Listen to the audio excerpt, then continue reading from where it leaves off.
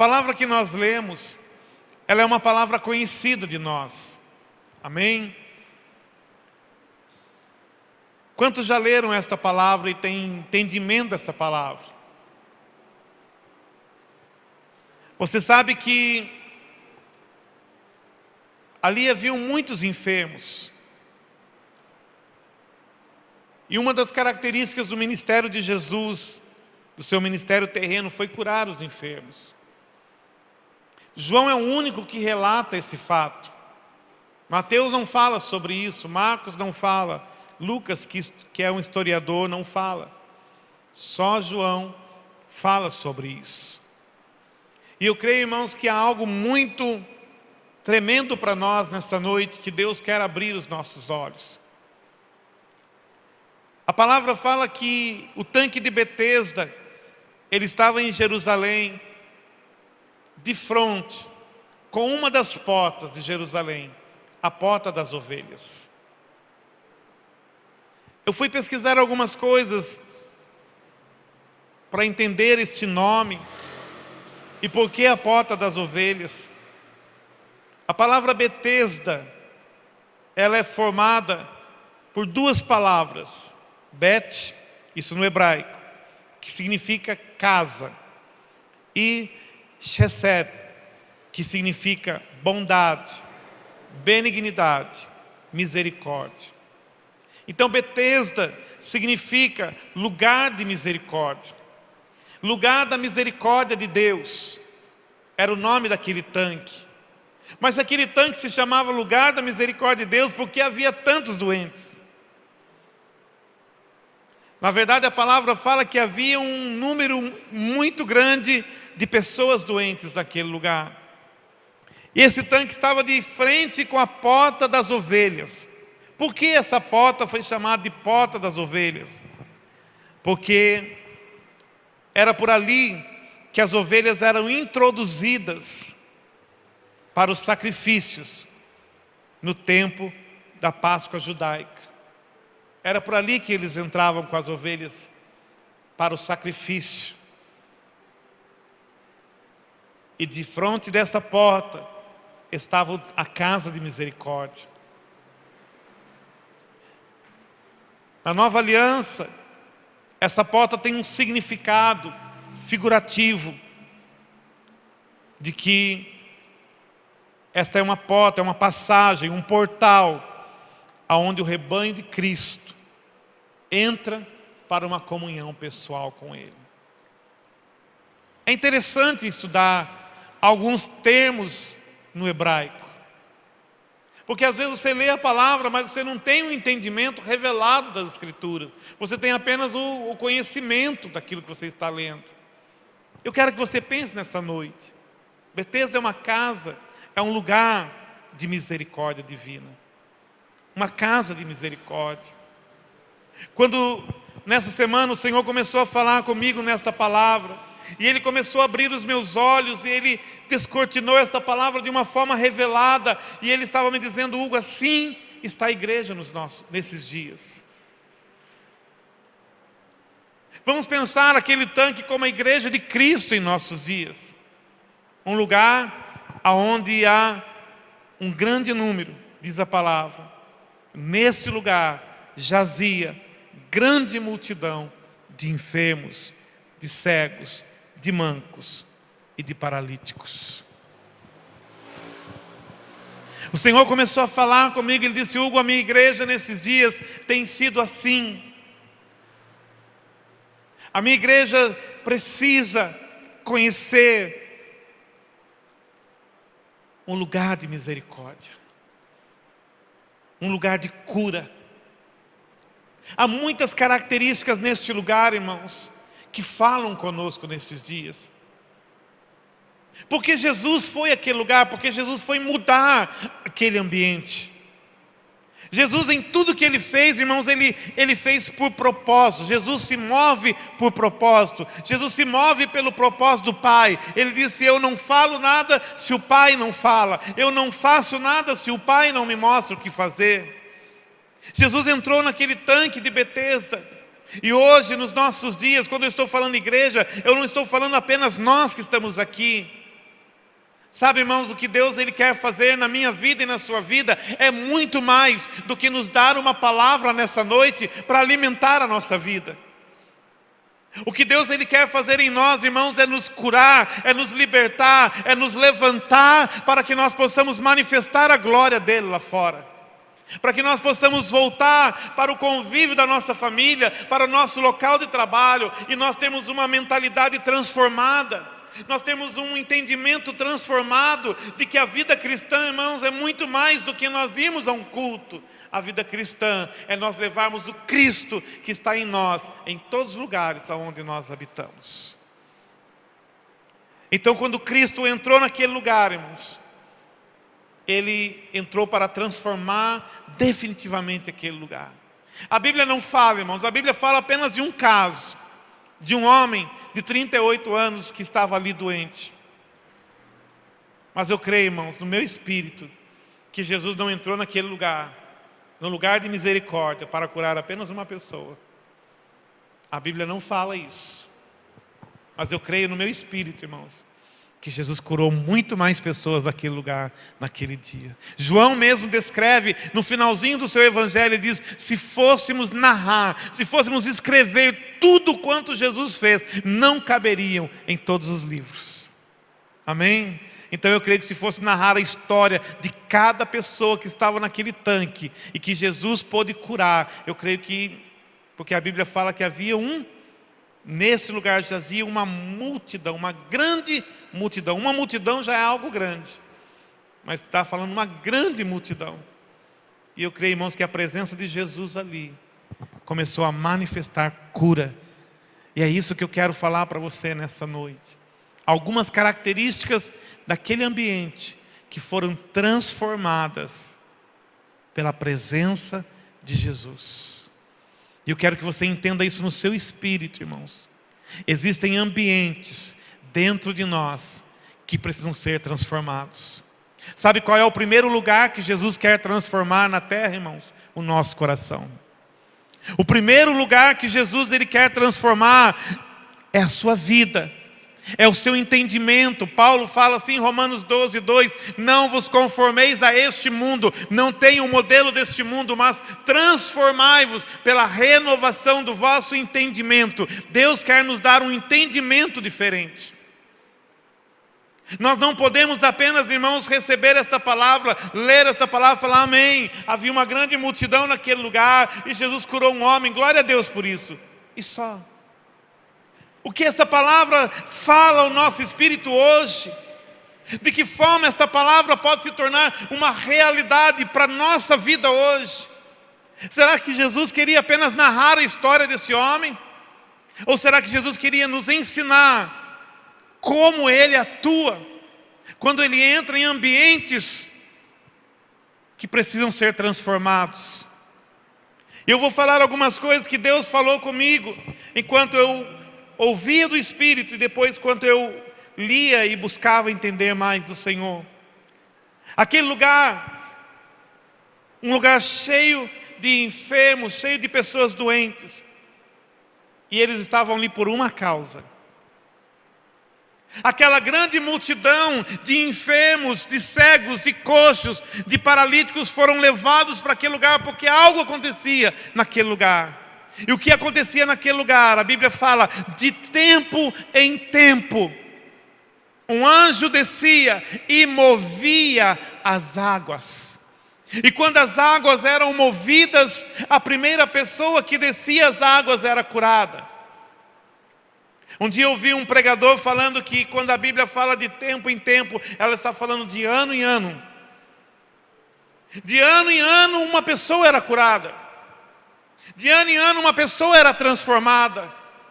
Amados, eu creio que a Igreja de Cristo por muito tempo ela tem caminhado desta forma. De ano em ano uma pessoa é curada. De ano em ano uma pessoa é transformada. Parece que o Evangelho nos nossos dias perdeu a sua eficácia, perdeu o seu poder.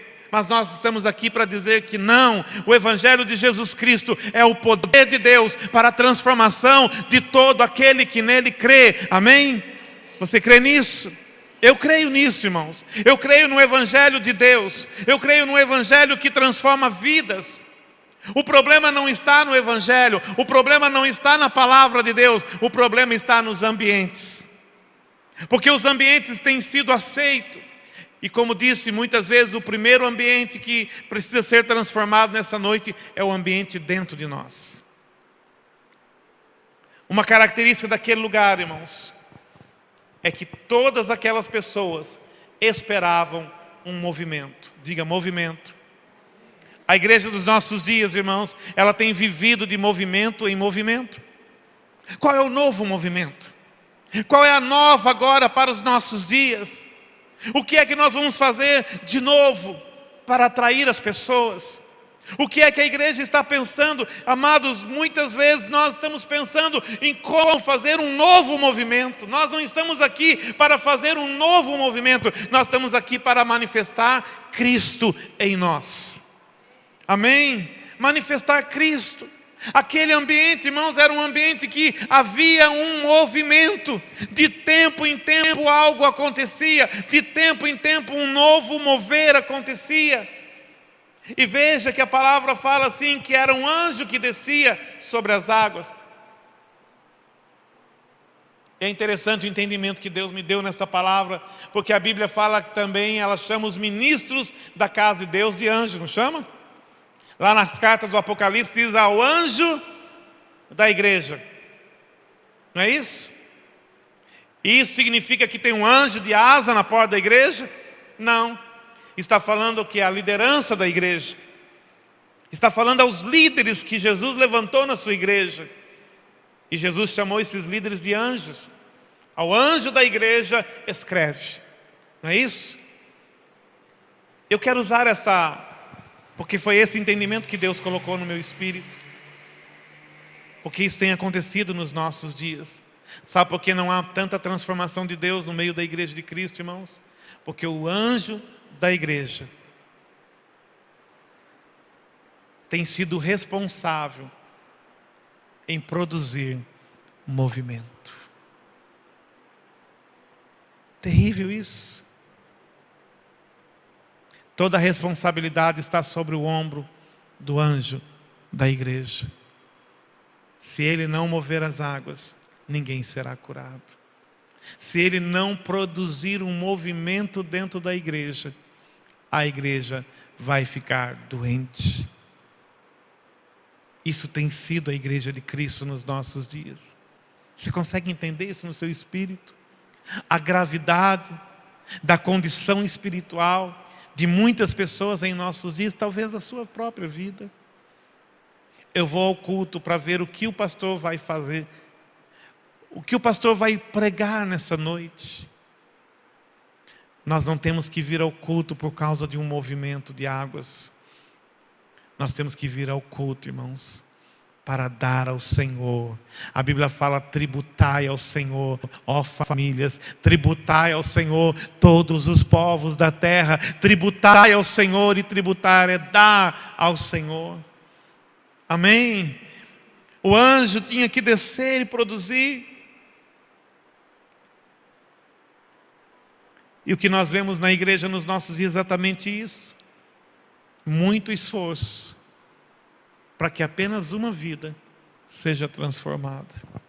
Muito esforço para produzir um movimento. Eu já falei isso algumas vezes. Um pastor disse para mim: pastor, eu não sei mais o que fazer para segurar os jovens na igreja. Ele disse: toda semana nós temos que fazer algo novo. Olha aí. E o que é isso? É o anjo movendo águas. É o anjo da igreja tendo que produzir um certo movimento. E se o movimento não for feito, as pessoas não são curadas. Se o movimento não for feito, ninguém será tocado. O problema, irmãos, é que aquele movimento, apesar de curar uma pessoa, mas o que era uma pessoa num lugar onde havia uma grande multidão de enfermos? Eu pergunto para você: será que a demanda não era maior do que o nível de cura? E muitas vezes você não concorda comigo que essa é a realidade da igreja dos nossos dias? É muita reunião, é muito culto, é muita palavra, é muita liberação. E quantos são os que são curados, libertos no seu espírito, levantados pelo Senhor, aqueles que vestem a sua armadura, a armadura de Deus, e saem para guerrear em nome do Senhor, que sai para manifestar Cristo, que entende o seu chamado, que entende a sua posição no corpo, que entende que foi chamado para ser um instrumento de Deus na sua geração. Amados, Jesus ele entrou naquele lugar para mudar a história daquele ambiente. Jesus é um transformador de ambientes, Ele muda os ambientes, e Ele quer mudar o ambiente dentro de nós. Ele quer transformar, irmãos, Ele quer romper com essa Betesda dentro de nós. Ele quer romper com esse ambiente, irmãos, onde nós mesmos passamos a depender de um movimento externo para que algo aconteça dentro de nós. Outra coisa que o Senhor me disse, que Betesda é uma igreja em crise. Porque é uma igreja onde as pessoas estão enfermas e só um é curado, irmãos. De ano em ano, é uma igreja em crise. É um ambiente de crise. É um ambiente de derrota, é um ambiente de fracasso. Era uma igreja onde haviam cegos, coxos e paralíticos. Nos nossos dias não é diferente, irmãos. Talvez você está olhando para você e está dizendo assim: graças a Deus eu enxergo. Graças a Deus eu não sou paralítico, eu ando, eu saio da minha casa, eu venho a pé, eu dirijo o meu carro. Amados, a cegueira, a paralisia dos nossos dias, irmãos, é outra. Nós estamos falando do nível do Espírito. Nós estamos falando de uma geração que não consegue enxergar aquilo que o Espírito Santo está escrevendo para nós nesses dias. Paulo ele orou à igreja de Éfeso e falou assim: eu oro para que Deus ilumine os vossos olhos, para que Deus traga luz, para que Deus faça com que vocês possam enxergar aquilo que está escrito na palavra. Não apenas aquilo que a letra que você lê, mas aquilo que o Espírito quer vivificar na sua vida. Eu ainda ouvi uma jovem essa semana num vídeo, e ela dizia assim: como é bom ler a Bíblia com o autor sentado ao nosso lado. Eu falei: tremendo isso. Como é bom ler a Bíblia com o autor sentado do nosso lado. E é isso que Deus quer para nós, irmãos. É ler a Bíblia com os olhos do autor. É ler a Bíblia com o entendimento do autor, não com o entendimento da religião mais, não com o entendimento intelectual, de que você fala: ah, glória a Deus, ah, Jesus entrou ali, tinha muitos enfermos, e tinha lá um homem de 38 anos, ah, glória a Deus, Ele curou aquele homem. Amados, isso todo mundo pode entender, isso qualquer pessoa pode entender. Não é isso que Deus quer falar conosco. Deus ele quer nos mostrar, Ele quer nos falar das coisas espirituais que estão acontecendo em nós, que estão acontecendo ao nosso redor, as coisas que estão movendo ou que estão paralisando a igreja nos nossos dias. Às vezes nós nos reunimos, irmãos, e era para nós produzirmos muito mais, era para nós frutificarmos muito mais, e nós não estamos entendendo o que está nos paralisando, o que está nos detendo, o que está cegando os nossos olhos. Deus ele espera muito mais de nós. Quem esteve aqui na aula quarta-feira ouviu uma mensagem onde nós dizíamos na palavra do Senhor, quando Ele fala: de vós, amados, nós esperamos coisas melhores. Amados, Deus tem nos levantado e Ele quer manifestar coisas melhores e coisas maiores através de nós. Ele quer abrir os nossos olhos. Jesus está chegando na nossa Betesda hoje para nos abrir os olhos. Amém? Ele está chegando na nossa Betesda hoje para nos tirar de todo nível de paralisia na nossa vida. Amém?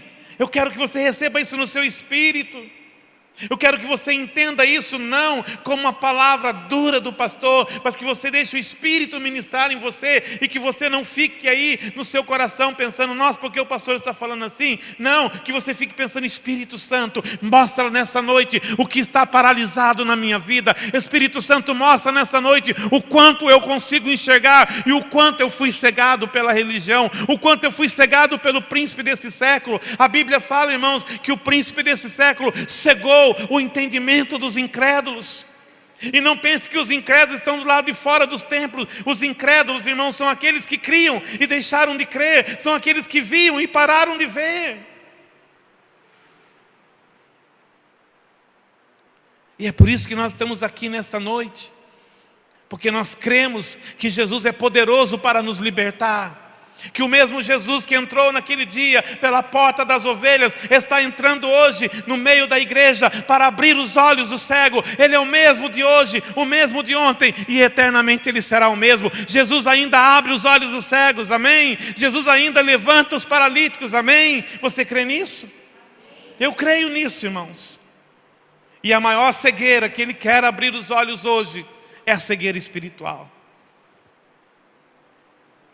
E a maior paralisia que Ele quer libertar a igreja nos nossos dias, irmãos, é uma paralisia emocional, uma paralisia espiritual que prende a igreja. Betesda é uma igreja em crise. É uma igreja onde há muitos cegos, coxos e paralíticos.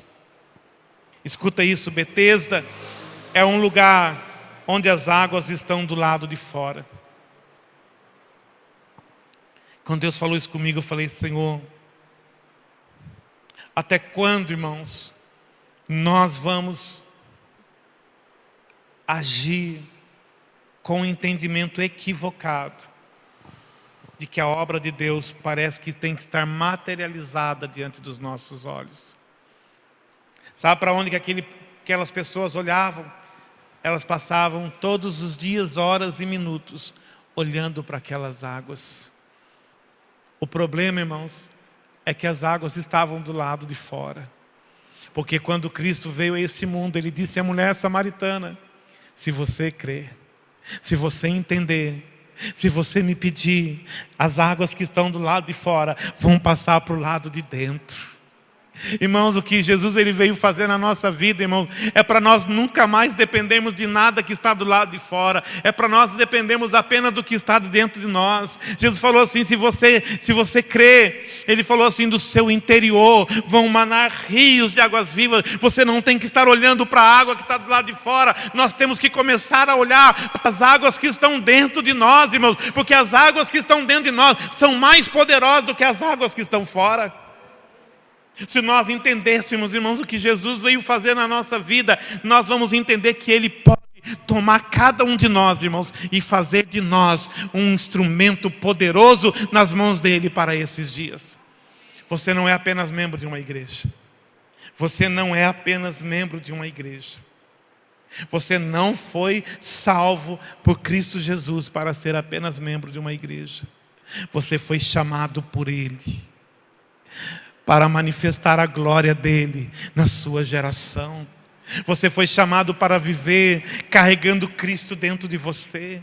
Então, meu irmão, não fique olhando para o lado de fora. Eu fico imaginando aquelas pessoas deitadas na beira daquela água, os que eram paralíticos. Eu fico imaginando as pessoas tentando ouvir, os cegos tentando ouvir o barulho quando as águas se moviam. E eles todos buscando algo de fora. Muitas pessoas hoje estão buscando algo fora. Uma forma de se alegrar, uma forma de preencher a sua vida. Deixa eu ver o que eu faço para preencher a minha vida. Deixa eu ver o que eu busco. Eu vou pegar isso aqui e vou tentar colocar isso na minha vida. Meu irmão, Cristo é suficiente para nós. O Espírito Santo, irmãos, Ele não é uma gota d'água. O Espírito Santo é um rio de vida. O Espírito Santo é um rio inesgotável. O Espírito Santo tem águas profundas para dentro de nós, irmãos, para sacudir a nossa vida.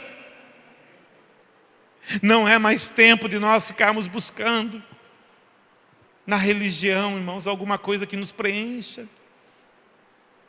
Você quer ter uma resposta de Deus na sua vida? Se tranca com Deus. Ora ao Deus que está em secreto. A Bíblia fala: e o Deus que está em secreto te revelará todas as coisas. Do seu interior fluirão rios de águas vivas.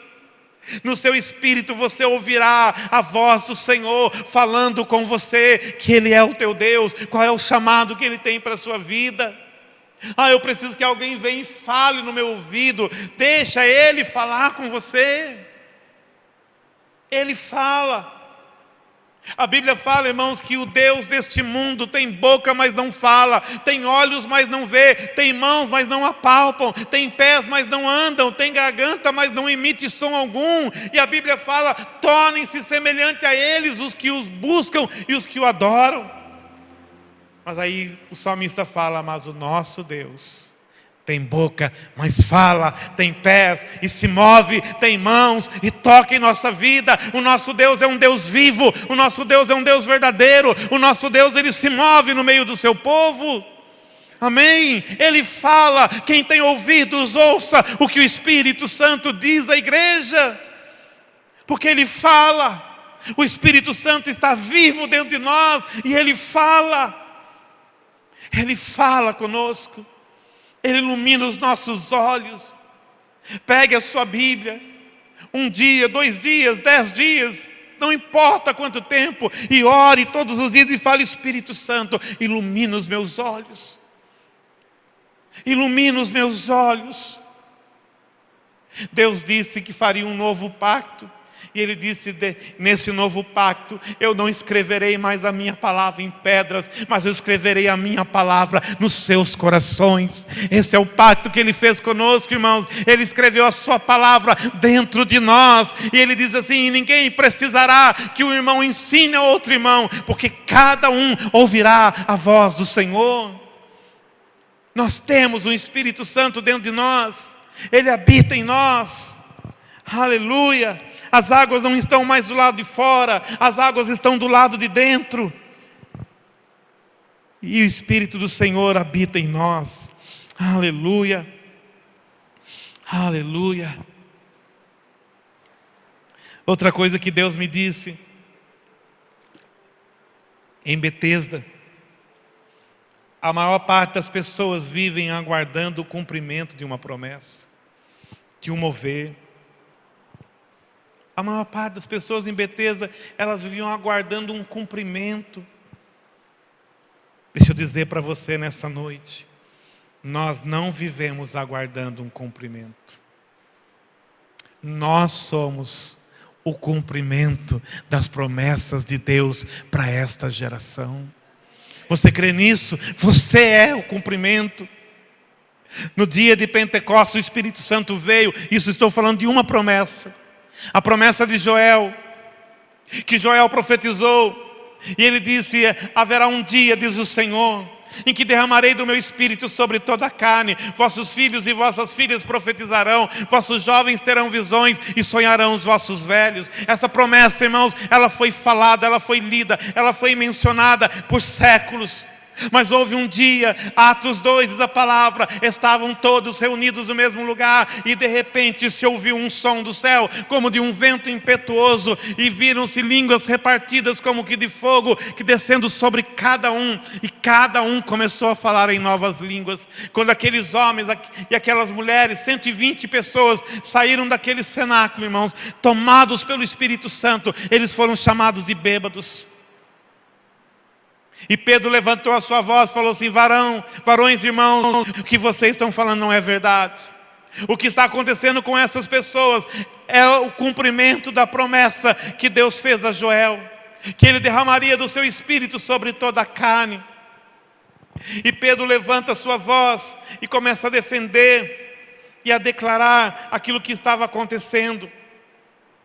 E no versículo 39 de Atos 2, para quem está anotando, Pedro diz assim, para aquela geração, irmãos, para aquelas pessoas que estavam lá naquele dia, ele disse assim: porque a promessa vos pertence a vós, a vossos filhos e a todos os que estão longe, a quantos o Senhor nosso Deus chamar. Aleluia.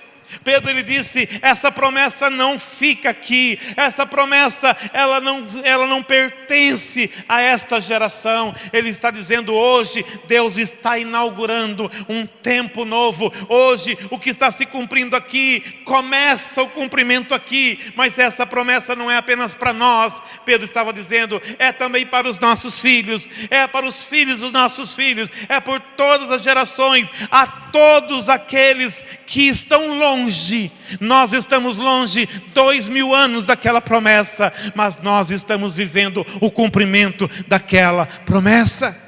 Nós somos o cumprimento. Pastor, existem promessas que ainda não se cumpriram, é verdade, mas esses são dias de cumprimento. Muitas promessas que foram feitas na sua vida, meu irmão, pode estar chegando a hora de Deus cumprir na sua vida.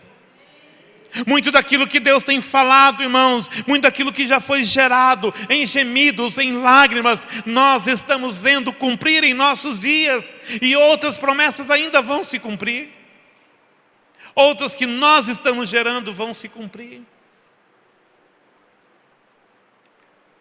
Aquelas pessoas viviam ali, irmãos, com uma expectativa de que um dia, talvez, chegasse o tempo deles também. Como é que eu sei isso? Jesus perguntou para aquele homem que quer ser curado. Aquele homem falou, claro. Mas toda vez que a água se move, alguém desce na minha frente. Ele queria ser curado. Ele cria que um dia isso podia ser com ele. Ele cria que poderia chegar a vez dele, mas ele não sabia quando. Ele tinha uma expectativa e muitas frustrações. É assim que a igreja tem vivido nos nossos dias. Será que Deus... Muitos estão dentro da igreja, irmãos, e ficam pensando, será que Deus me ama? Você sabe que tem muitas pessoas dentro da igreja que ainda pensam, será que Deus me ama? Meu irmão, se nós não conseguimos crer que Deus nos ama, como é que nós vamos crer nas promessas que Ele tem para a nossa vida? Eu pergunto para você hoje, você crê que Deus pode te usar? Você crê que Deus pode pegar a sua vida e Ele pode transformar a sua vida? E Ele pode te levantar nesses dias, nessa geração, e manifestar a glória dEle de uma forma tão tremenda na sua vida, que as pessoas que te conhecem hoje podem olhar para você assustado e dizer, é você mesmo?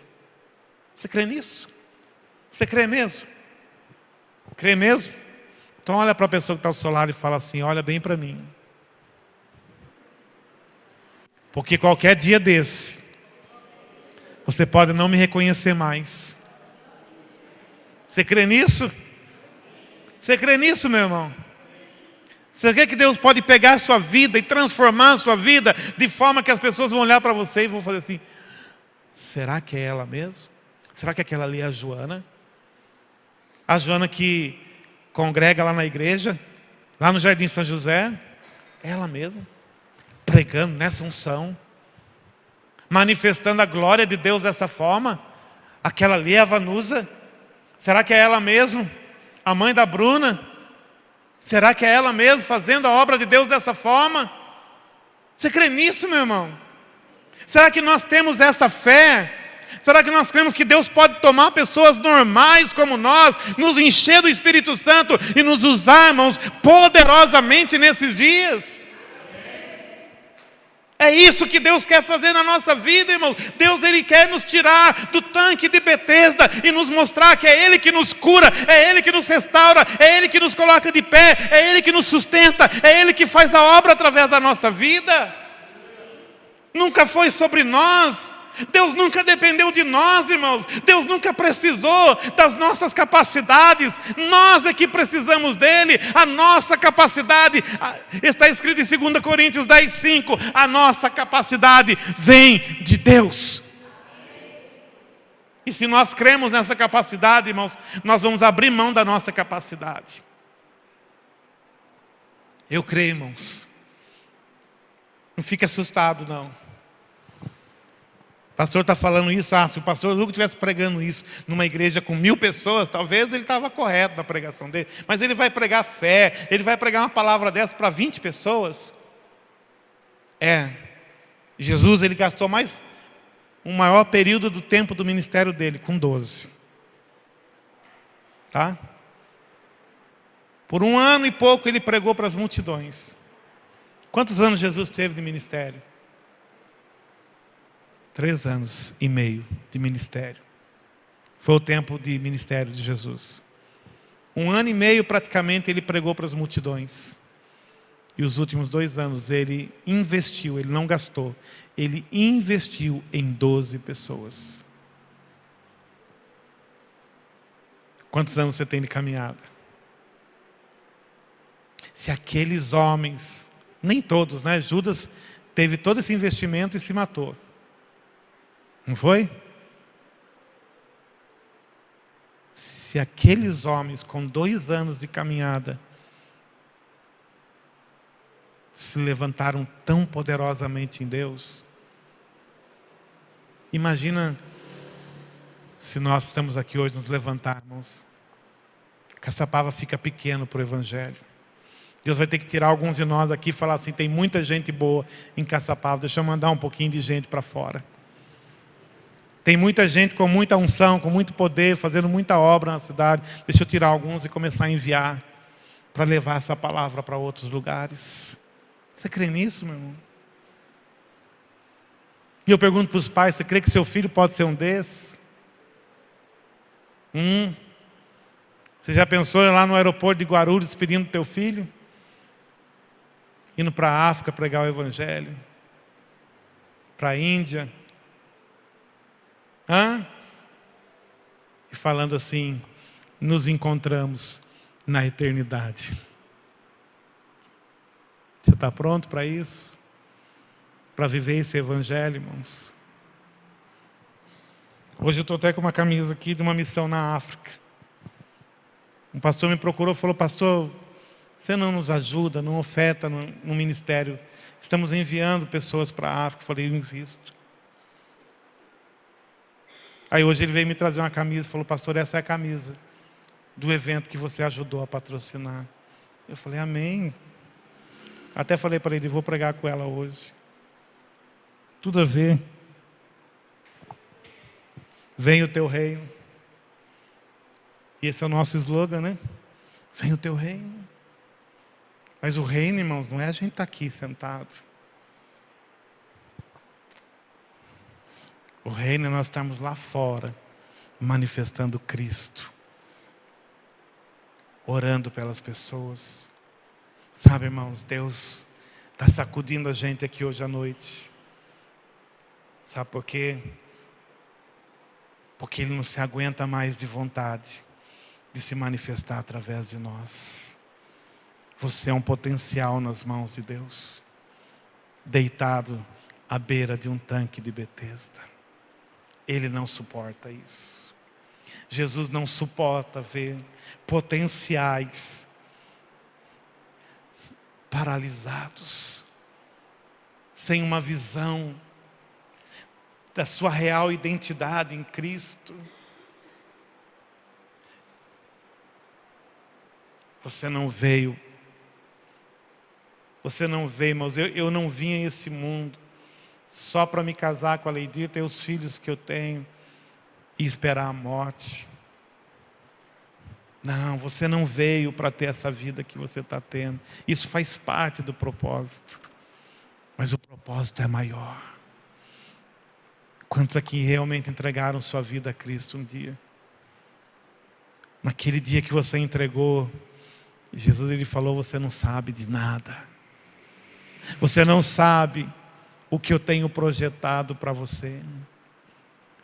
Eu bem sei os pensamentos que penso a respeito de vós, diz o Senhor. Pensamentos de paz e não de mal, para vos dar um futuro e um propósito.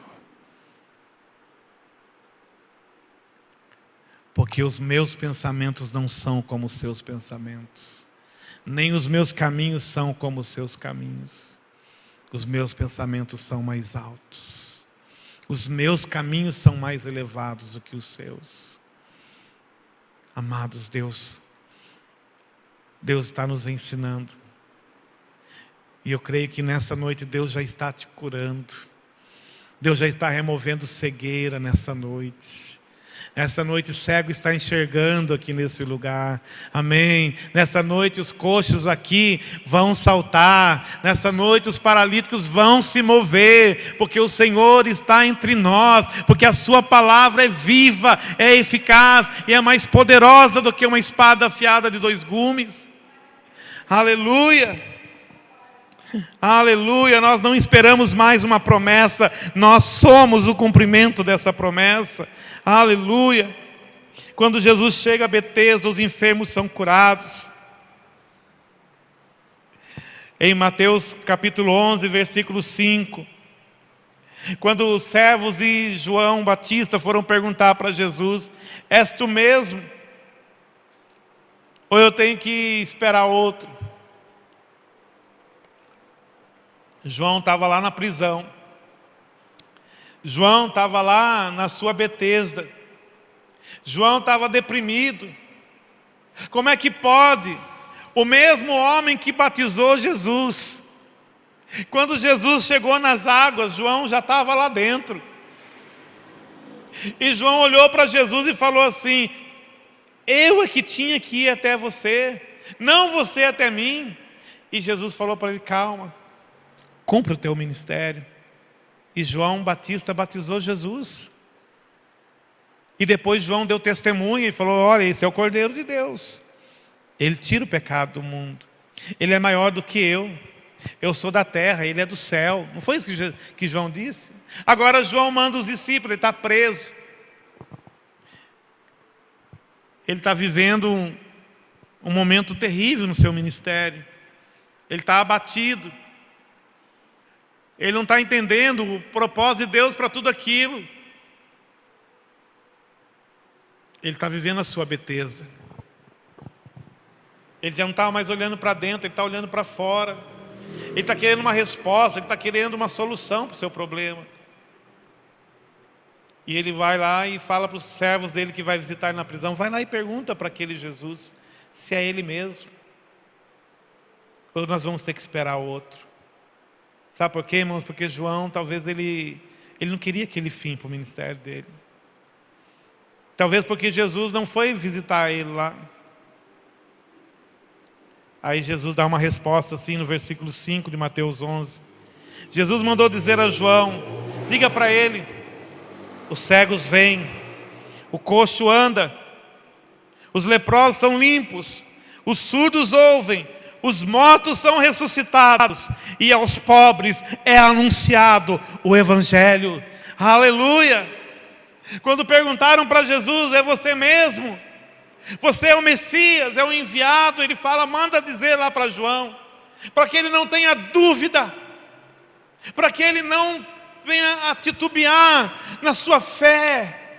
Jesus manda dizer para ele: diga para ele não desistir, diga para ele não se desanimar, diga para ele não se abater naquela prisão, diga para ele: sou eu mesmo, eu sou o Cordeiro que tira o pecado do mundo. Mas diga para ele, diga que os cegos veem, aonde eu chego os cegos veem, aonde eu chego os coxos andam, aonde eu chego os leprosos são limpos, aonde eu chego os surdos ouvem, aonde eu chego os mortos são ressuscitados, e aonde eu chego aos pobres é anunciado o Evangelho.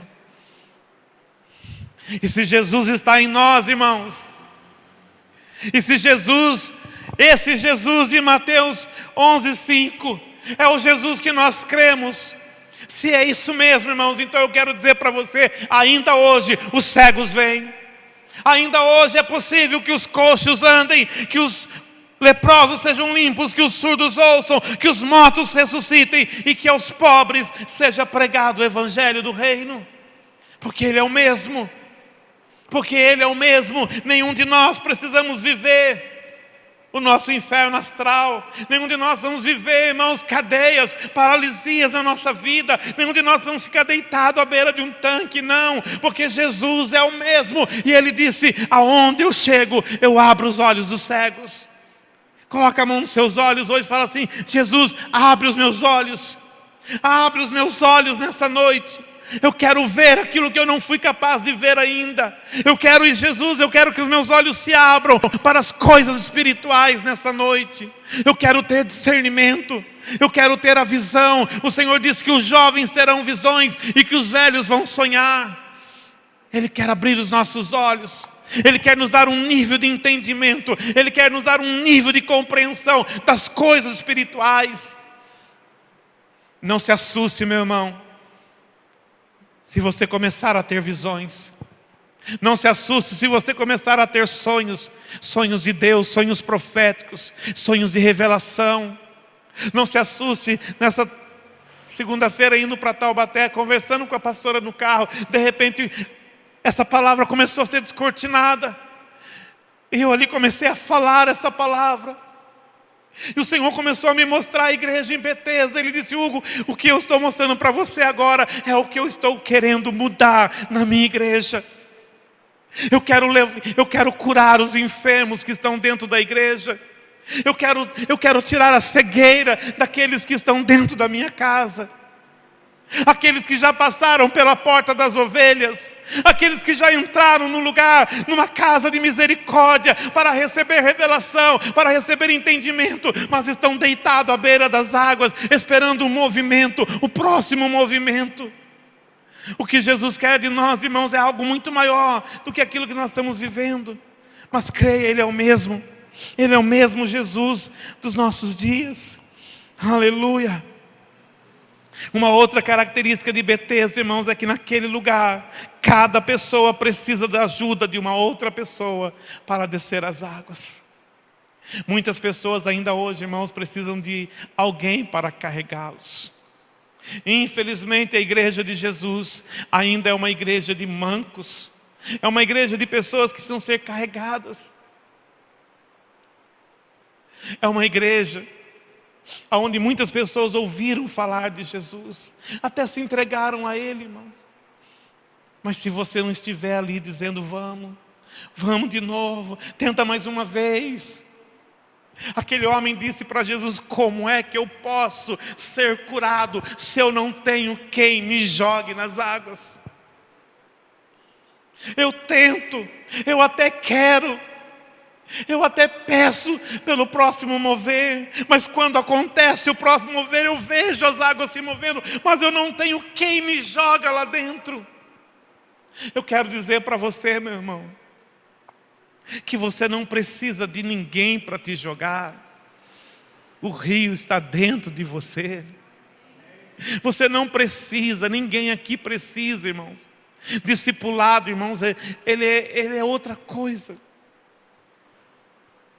Não é uma bengala, não é uma muleta para você ficar escorado em alguém.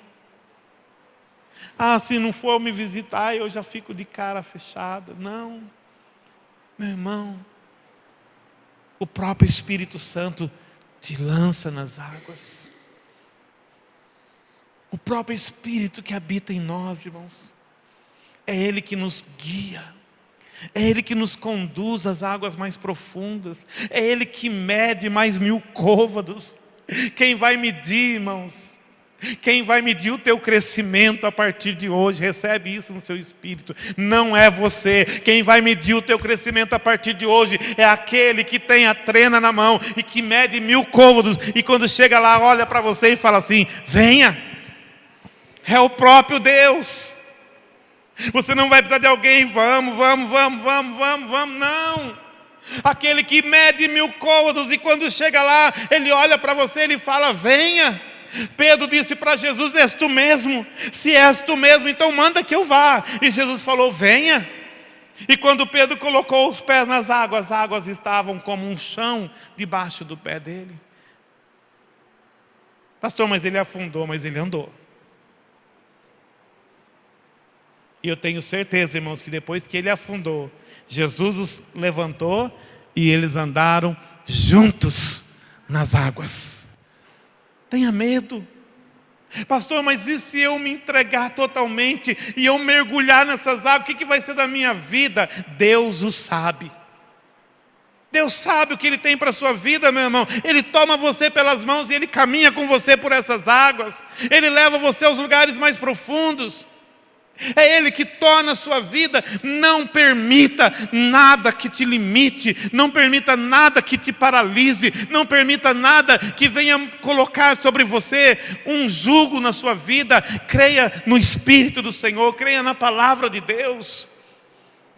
Creia no Cristo vivo que habita dentro de nós. Você tem o Espírito Santo na sua vida. Ore com ousadia e fale: Espírito Santo, me usa.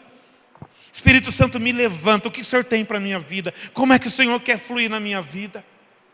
Pastor, mas se o Espírito Santo falar algo para a minha vida, se Ele falar, Ele vai te conduzir a isso. Irmãos, Deus não é irresponsável. Deus não é irresponsável.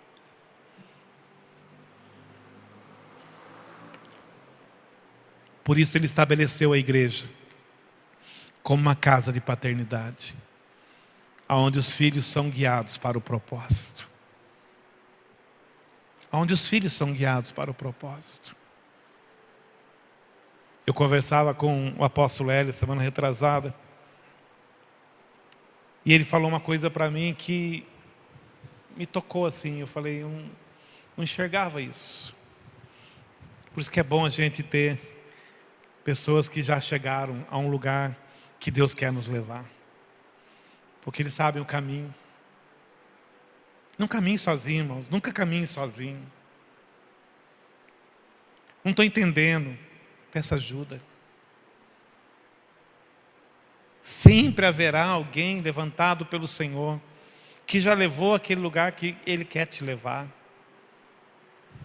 E Ele disse para mim assim, falou assim, Hugo, você já viu na Bíblia que quando José teve os seus sonhos, e ele, no momento que a família estava reunida, ele disse assim, contou os sonhos, e aí os irmãos todos ficaram assim, então quer dizer que você vai mandar em nós, você é mais novo do que a gente, lá vem o sonhador com os seus sonhos, e até Jacó,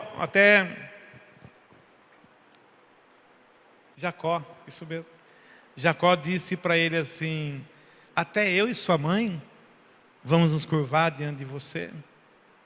Não é isso? Mas aí depois está escrito assim na palavra, e Jacó guardava no seu coração os sonhos de José. Eu até brinquei na quarta-feira na aula, toquei nesse assunto, eu falei, tem hora que parece que Deus está escrevendo a Bíblia nos nossos dias. Que você volta lá e fala, como é que isso aqui está escrito? Eu nunca vi. Já passei por aqui tantas vezes e nunca vi isso aqui. Deus só pode estar brincando com a gente. Escrevendo coisas novas para a gente poder entender agora. Não, irmão, já estava lá escrito. E o apóstolo Hélio me dizia assim, nós não vamos sonhar os sonhos dos nossos filhos.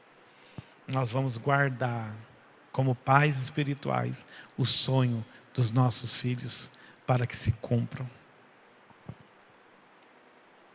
Se você tem sonhos, a nossa função como pais nessa casa é ajudar você, que esses sonhos se cumpram. Mas para isso nós temos que conhecer os teus sonhos. Nós estamos abrindo o coração aos nossos pais para contar os nossos sonhos, para que eles guardem no coração deles esses sonhos e nos ajudem a cumprir esse sonho. Não é sonho, eu tenho um sonho, não é isso. Eu tenho um sonho de comprar um carro mais novo. Não é isso, irmãos. É aquele sonho que nasce do Espírito. É aquele sonho que de repente você fala assim, pastor, eu tenho até medo de falar. E se cumprir. José viu um sonho tão grande que não cabia dentro dele. Um sonho de governo. Um sonho poderosíssimo, irmãos, era o sonho que Deus tinha colocado na vida de José. José não sabia lidar com aquilo. Até porque quando a gente sonha alguma coisa, a gente acha que é no imediato. Os irmãos de José não entenderam, quiseram matar José por causa do sonho. Por isso que a gente não tem que contar os sonhos para o irmão, a gente tem que contar o sonho para os pais. Porque às vezes a gente conta o sonho, daí fala assim, está vendo? O pastor já vai puxar ele para o lado dele, porque o sonho dele é maior do que o meu. Não, sonhos que Deus tem colocado na sua vida. Conta para a gente os seus sonhos. Pastor, Deus tem colocado algo no meu coração. E nós vamos lutar por você. E nós vamos dar o nosso melhor para que esse sonho se cumpra na sua vida. E ele, como está há bem mais tempo que eu, sonhando os sonhos dos filhos, né? E a gente vê isso na prática. Ele fala, a minha alegria é sentar na primeira fileira e ver os meus filhos melhores do que eu, fazendo a obra do Senhor. Ele falou, não tem prêmio maior. Não preciso fazer nada. Não preciso me aparecer. Tem gente melhor. Os filhos ficaram melhor do que os pais. Eu sonho com isso, irmãos. Eu sonho em ver uma geração que vai se levantar. Quando eu terminei o meu ministério, no último ministério, depois de 15 anos, eu olhei para trás, irmãos. Confesso para vocês. E eu me perguntei, de que valeram 15 anos? Perguntei. Preguei 15 anos. E o que eu vi de resultado? Sabe o que eu vi? Filhos que foram embora e que foram levantados em outra casa. Tudo bem, o reino de Deus é maior do que a igreja local. Mas nós não tínhamos uma visão de paternidade. Hoje nós temos. E eu vou dizer uma coisa para vocês. Deus é tão maravilhoso. E Deus já está fazendo o que eu estou pregando. E muitas vezes Deus pega modelos, Deus pega certas pessoas e Ele usa de uma forma para mostrar na prática o que Ele está fazendo. Eu não peço para os meus filhos fazerem a obra de Deus. Para os meus filhos, para a Letícia e para o Rafael. Eu não peço. Eu não peço para a Letícia pregar. Eu não peço para o Rafael. Eu jamais ia pedir para o Rafael vir na frente fazer o dízimo e oferta. Porque eu achei que ele nunca ia trabalhar com o microfone. Pela característica dele. O jeito dele. E o que Deus está fazendo na vida deles, irmãos, é um sinal profético para a sua vida. Porque Deus vai levantar os filhos. Deus falou que Ele me daria no ministério filhos naturais, filhos espirituais e filhos ministeriais. Amém? E eu creio, irmãos, que aqui entre nós, eu tenho hoje aqui filhos naturais. E eu já tenho aqui filhos espirituais. Mas Deus vai levantar a terceira geração, que são os filhos ministeriais. Isso não significa só quem prega que é filho, viu, irmãos? Só quem faz dízimo e oferta que é filho, não. Deus vai levantar você no seu chamado. Deus vai levantar você no seu ministério. Deus vai levantar você na unção que Ele tem para a sua vida. E você vai servir e vai fazer coisas tão maravilhosas no Senhor que não vai precisar que outro faça, porque Deus vai usar a sua vida. Sabe, é assim que Deus vai trabalhar. Ele já está trabalhando. Ele já está fazendo, irmãos. Eu não sei se você consegue ver isso, eu já vejo isso. Mas isso é só um sinal. Foi semana passada que o Rafael fez o dia, semana retrasada? Semana passada. Quem se lembra a primeira vez que ele fez o dízimo? No mês passado. Quem se lembra? Ele só olhou para o pé, né? Usou a linguagem dele. Testemunhou. E fez o apelo do dízimo. Ok? Ele sentiu no espírito. Vai. Aí a semana passada, no começo da semana, ele falou assim: pai, posso fazer o dízimo domingo? Eu falei, pode. Deus já me deu uma palavra. Eu falei, uau, Deus já me deu uma palavra. Essa semana uma pessoa nos procurou e falou assim: Deus está me dando uma pregação. Eu falei, opa. Irmãos, isso não nos balança, isso nos alegra. Isso para mim é um sinal claro de que nós estamos no caminho certo. Deus vai confundir, irmãos. Deus vai confundir os sábios através dos simples. Aí o Rafael veio e fez o dízimo, leu um texto, explicou o texto. Amém? Explicou. Sabe, não tenha medo daquilo que Deus está pedindo para você. Pastor, às vezes eu nem falo, porque se eu falar o pastor vai concordar comigo e vai me chamar para fazer.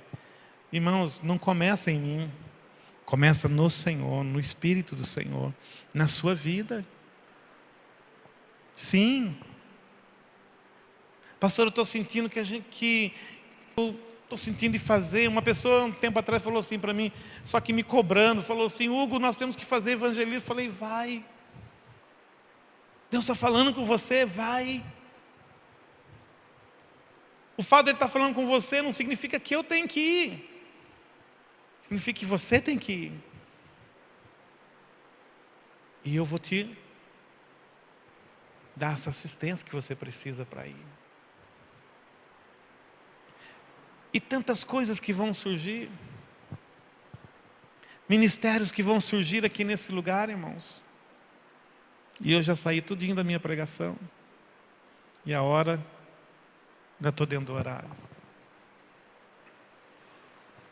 Outra coisa que era Betesda, irmãos. Betesda era um lugar de gente conformada.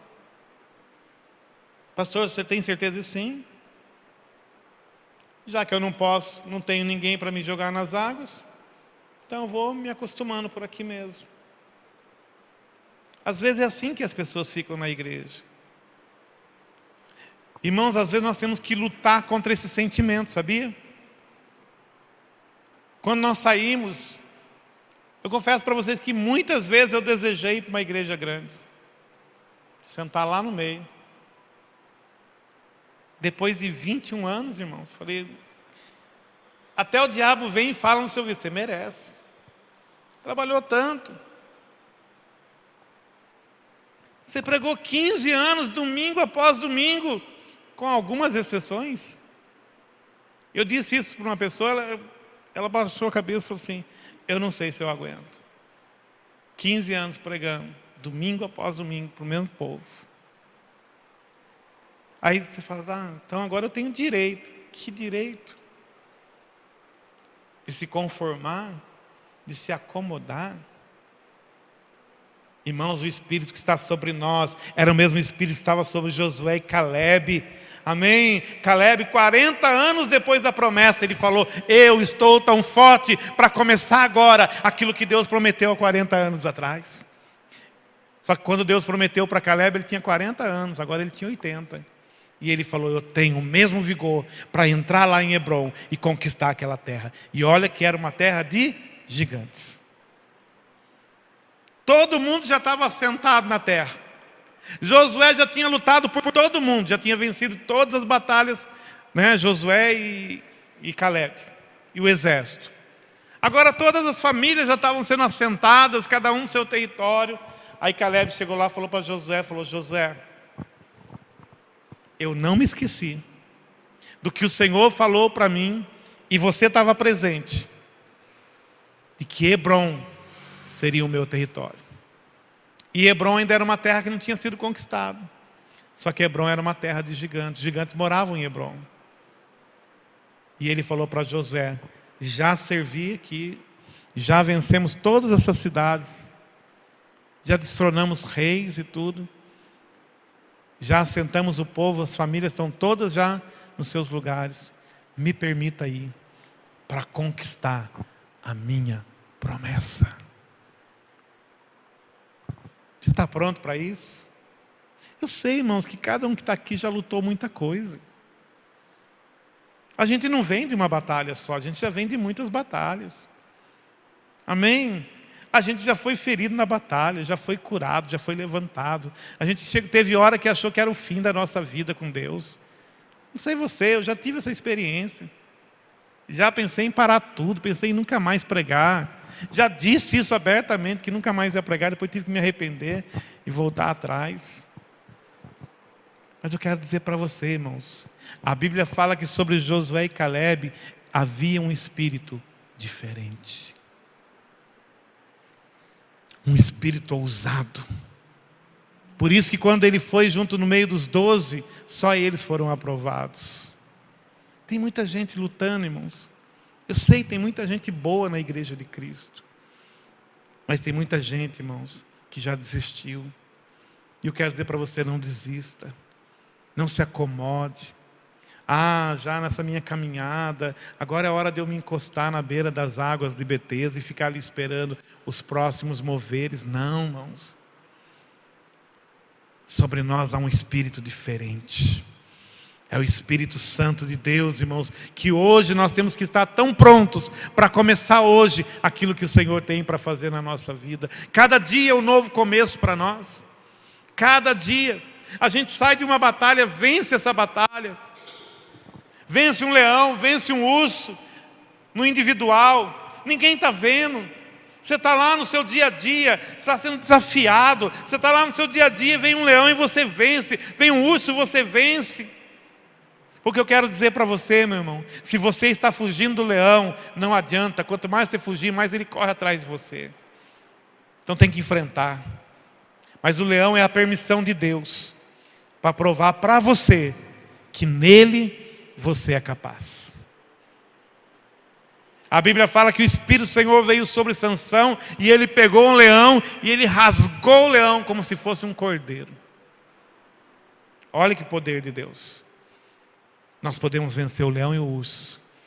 E isso são as nossas batalhas individuais, secretas, que ninguém vê, só Ele. Só o Senhor vê. Mas quando a gente vence o leão e o urso, irmãos, então Deus nos coloca, Ele prepara o cenário para nos apresentar. Você tem ousadia nessa noite para dizer para Deus: Senhor, prepara o cenário perfeito para me apresentar a essa geração? Você tem ousadia para dizer isso? Você sabe o que isso significa, irmãos? Você sabe qual foi o cenário perfeito para Deus apresentar Davi? Não foi quando Samuel foi na casa de Jessé. Foi quando todo mundo estava fugindo de Golias. Ali foi o cenário perfeito. Deus falou: preparei um cenário. Davi, vai lá e derruba o gigante diante de todo mundo, para que todo mundo saiba que eu tenho treinado você no secreto. Quem é treinado por Deus no secreto, quem vence em Deus o leão e o urso, vai vencer os gigantes também. Só que o leão e o urso é no individual, é no secreto. E os gigantes é diante do povo. Às vezes você fala assim: Deus tem me chamado para algo, mas eu tenho medo. É porque você ainda não venceu o leão e o urso. E você não está pronto ainda para vencer o gigante.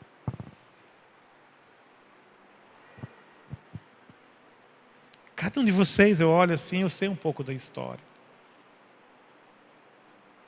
A Letícia pregando. O Clauber mesmo, quando todo mundo saiu. O Clauber era o terceiro violão. Passou para segundo. Gostava de uma sombra. Né? Todo mundo gosta de uma sombra. Muita gente, irmãos, está procurando alguém que faça sombra para você. Deixa eu ficar nessa sombrinha, está tão boa. A hora que a coisa aperta, você faz assim: vai lá. Você é o líder. Por que você acha que Deus falou para Josué: levanta, quando Moisés morreu? Porque talvez ele estava jogado no chão chorando, falando para Deus: e agora? O que vai ser da minha vida? O que vai ser desse povo agora? Como é que fica? E Deus fala: levanta daí, meu filho. Agora é com você. Moisés está morto. Mas você fará o povo entrar na terra que eu prometi. Aí o Cláudio saiu do segundo violão e passou a ser o primeiro. No primeiro ensaio eu peguei o pedestal, vim aqui e coloquei o pedestal. Ele olhou para mim, deu uma risadinha amarela assim e falou assim: cantar não. Falei: não, você vai cantar. A minha voz é feia, não tem problema. Deus vai te ensinar, Deus vai te preparar. Ele tinha duas opções: procurar uma sombra, ficar deitado à beira do tanque de Betesda, reclamando que não tem alguém que joga ele nas águas quando as águas se movem, ou se apresentar e falar: Senhor, agora não tem mais jeito, agora vai ter que ser em público. E logo nas primeiras semanas a gente já fez um evento aqui encheu aqui, né? E não veio ninguém aquele dia do louvor, só ele, violão e voz. Vamos embora. Qual o problema? Vamos embora. É assim, irmãos. Deus prepara os cenários. E não vai parar aqui. E assim também na sua vida, cada um aqui. Deus não esqueceu de nada. Deus não esqueceu daquilo que você já fez para Ele. Deus não esqueceu. Eu poderia falar aqui de cada um de vocês. Das pregações da Gil, das orações, da dança da Bruna, dos trabalhos do Eduardo, servindo como servo fiel, das intercessões da Dona Aparecida. Cada um aqui. A fidelidade de cada um aqui, irmãos. A Sueli, quanto trabalho, quanto serviço tem feito. Odete, Paulo, Dona Benedita, cada um aqui, irmãos, quanto trabalho. Às vezes só o fato de você permanecer, Deus já olha para você e fala assim: é fiel. E quem é fiel no pouco, sobre o muito colocarei. Você consegue entender isso no seu espírito? Você consegue rejeitar a Betesda nessa noite? Se você disser para mim assim: pastor, hoje eu rejeito esse ambiente chamado Betesda, eu já posso parar a pregação e ir embora para casa feliz, alcancei o objetivo. Lembra que eu disse no começo da pregação: Betesda é um ambiente de fracasso, é um ambiente de derrota, é um ambiente onde gente está sendo cegada, paralisada, e esse ambiente muitas vezes é dentro de nós. Eu tenho que rejeitar isso na minha vida, eu tenho que destruir esse ambiente na minha vida, e nós vamos fazer isso.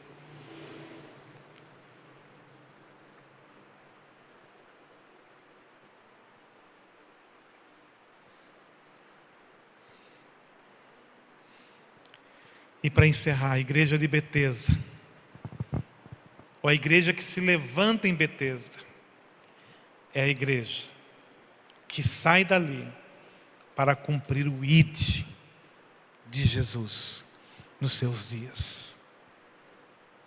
Pastor, como é que pode aleijado cumprir o ID? Como é que pode os paralíticos cumprir o ID? Você sabe o que é o ID? ID por todo mundo. Como é que pode o cego? Era cego em Betesda, mas Jesus entrou na sua Betesda e abriu seus olhos. Jesus entrou na sua Betesda e te curou da sua paralisia, te libertou das áreas paralisadas na sua vida. Agora, o que você vai fazer da tua vida? Agora você vai viver o ID de Jesus. Amém? Você pode dizer amém nessa noite? Mateus 10, 6 a 8 diz assim: mas ide ante as ovelhas perdidas da casa de Israel, e indo, pregai dizendo: é chegado o reino dos céus. Olha a igreja que vai cumprir o ID. Qual é o ID? Ele fala assim: curai os enfermos, limpai os leprosos, ressuscitai os mortos, expulsai os demônios, de graça recebeste, de graça dai. Lembra que Jesus falou, mandou dizer para João: vai e diga para João, os cegos vêm, os coxos andam, os mortos ressuscitam, os leprosos são limpos. Agora ele disse dele, mas agora que ele entrou na nossa Betesda, ele diz para nós: agora vocês também vão.